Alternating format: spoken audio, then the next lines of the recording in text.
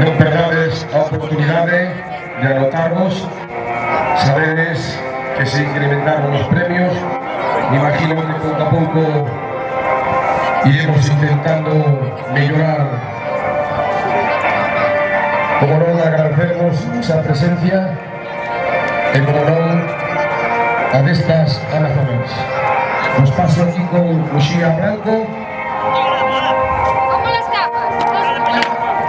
Como ya dije, tenemos un siguiente número que llevamos aquí en pista. Y quiero que la recibáis con un fuertísimo aplauso.